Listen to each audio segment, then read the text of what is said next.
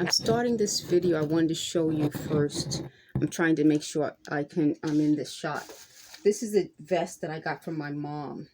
So this is from, I guess, the 70s or the 60s. And I actually love this vest, and I wanted to show you guys this vest. I hope I just got that on camera. Let me just double check because I'm trying to get as much of this on camera as possible. So let me see if I can get up for you folks and show you this vest. This is a vintage vest that I got from my mom, and I always love to get clothing for my mom. My mom had really good taste, so I wanted to show you this, and I hope I'm getting everything on camera.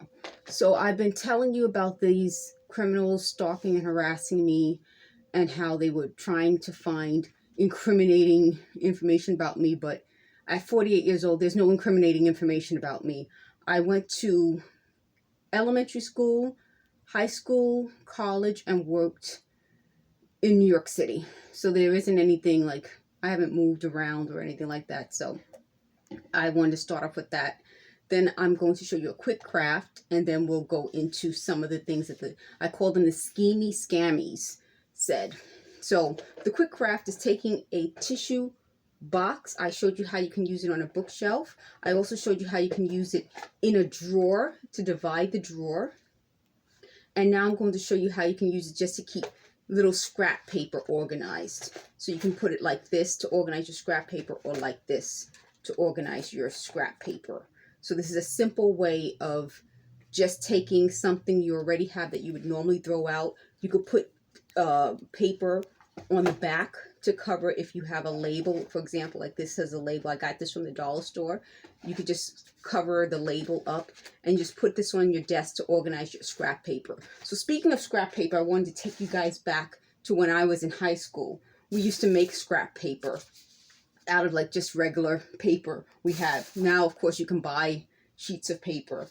But I wanted to show you, in a previous video, I talked about how we had to write for school.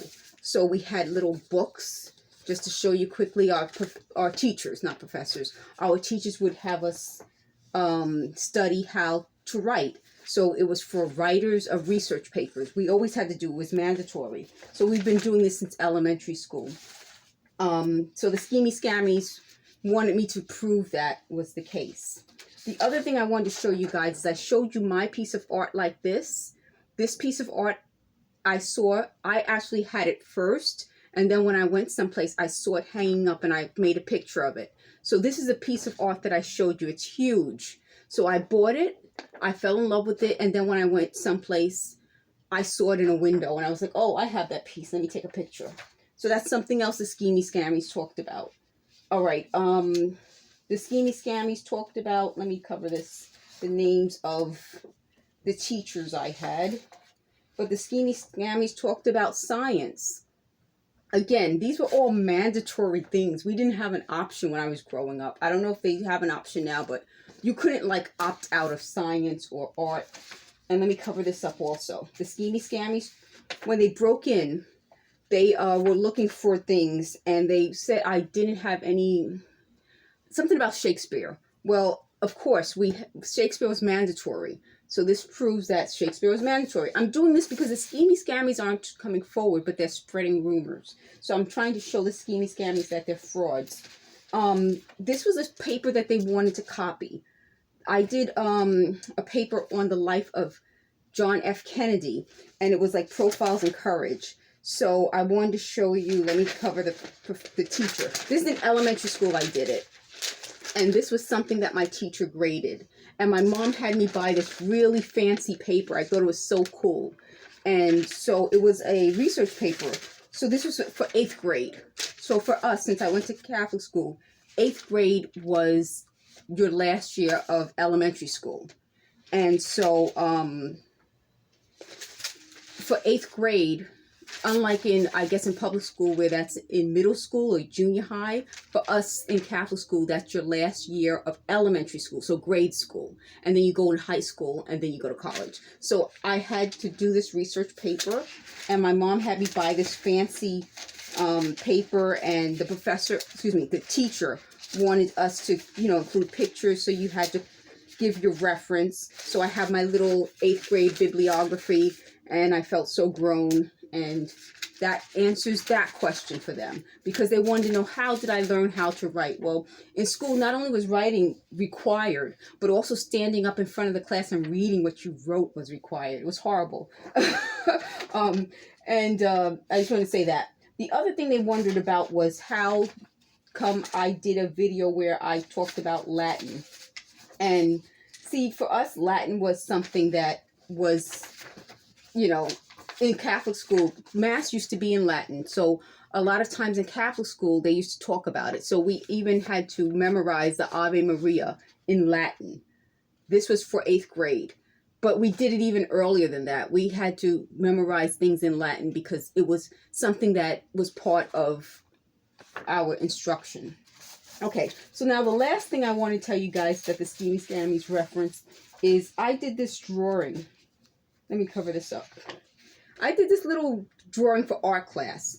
Art was also required. We took art, I don't know how many years, but almost so much in elementary school. We always had to take art. We always had to take music.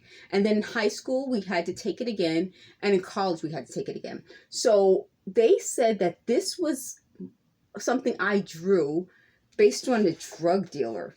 It has nothing to do with drug dealers.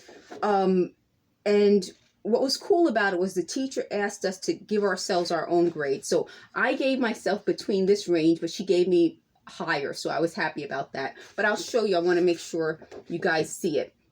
So it was based on these two girls saw this cute guy, and he has a car with his name on it.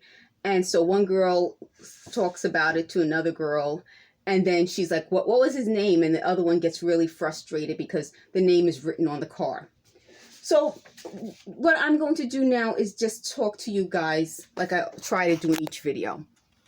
The whole point of the Schemey Scamies was to discredit me.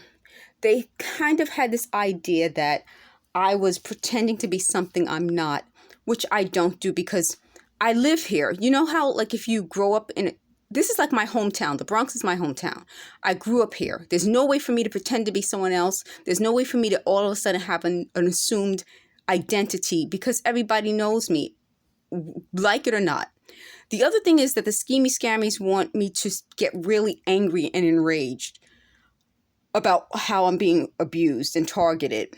I do get angry and enraged, and I wish I could film it. Like, I wish the moment, and I try to, like, I have something, a video called I Will Not Remain Silent, where I'm so angry, and I hope you guys check that video out.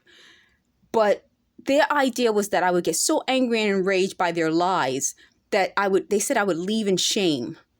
First of all, that goes back to what I've been telling you guys. This whole thing is anti-Black in its attempt to get me to move out of this apartment and to lose everything I worked so hard for. I'm 48. I worked hard for this. But the other thing was to discredit me by taking away what they felt I would be proud of. They felt that, you know, my YouTube channel before had drawings and animation. So they wanted to degrade me by saying I never had any art. I did have art in school. They said I never had any music. It was mandatory.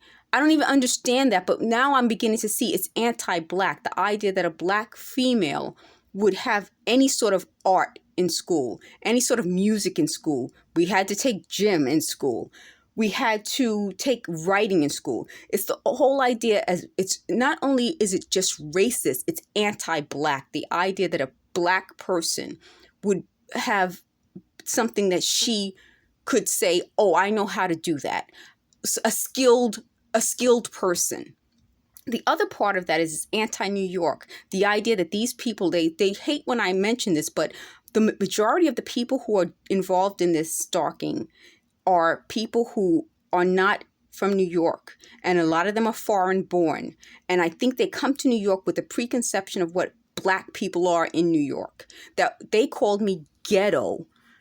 Well, I would rather be ghetto than racist and anti-New York. The other part of it is that they're not just anti-Black, they're anti-New York. The idea that they would come here and look down upon native New Yorkers, to me, is worse, the worst thing you can do. That's the absolute worst thing you can be, is someone who moves someplace and looks down upon the native people who worked hard to build this city. And that's part of what I'm explaining to you folks. I just tap my finger on this. So just so you know, usually when they tap, I let you know. If I tap, I let you know. I just put my finger on this table. But the anti-New York, and I feel that if we worked so hard to build New York to be a place where people want to come, people want to visit New York for that reason. So for anybody to target me and then try to degrade me and think that my education was in some way less than is wrong. It has nothing to do, I'm 48. I know over the years, education's changed. But when I was growing up, a lot of people, we had quality education here in America. And if we don't anymore, if the schools can't afford to give kids art and music, that's something we need to fight for. That's something that needs to be brought back into the schools. So that's a whole other issue. But I just wanted to target what they're targeting. So by hearing the Schemey Scamies, I'm able to say, okay, they're targeting me for this reason. Let the world know. If these people feel that New Yorkers, native New Yorkers, don't belong in New York and they want to get rid of us, that's something that we as New Yorkers must address. The other part of that is that they feel that our education system is inferior for whatever reason, then that's something else that needs to be addressed. So instead of me just broad stroking the targeting, I'm going to now start to target the targets. So whatever they criticize about me, I will now address in a video. So this video, I would like to target them by saying they're anti-Black and they're anti-New York. And that's something that must be addressed. So guys, I will upload another video. Thanks for watching. Please subscribe for more videos.